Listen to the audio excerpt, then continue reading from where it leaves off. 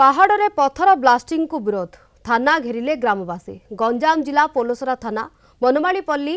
फुलंडीबरे पत्थर ब्लास्टिंग विरोध में थाना घेरी ग्रामवासी। पत्थर ब्लास्टिंग करने को आसीथिबा 6 जन को पुलिस छाड़ी देथिबारु ग्रामवासी थाना घेरी सेपटे घटना नहीं लीजधारी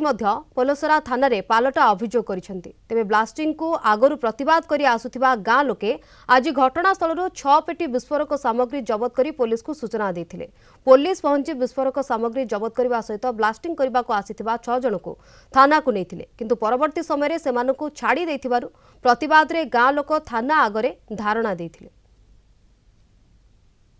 बंद करने सत्ते भी सेमाने ए बर्तमान पुणी लीज आनी चेष्टा करी फुटिया चेष्टा करते और बहुत विस्फोरक सामग्री से जब्त होती सामग्री आम पे अटक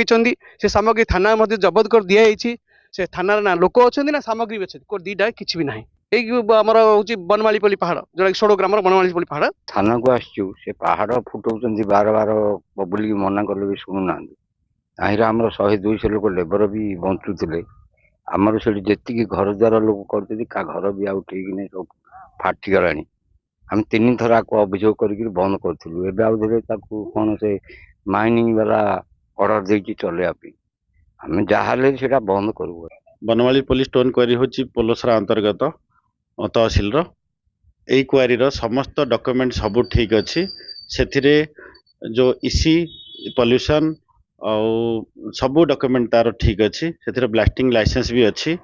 और ब्लास्टिंग विस्फोरक जो आसी जहाँ आज से बिल अच्छी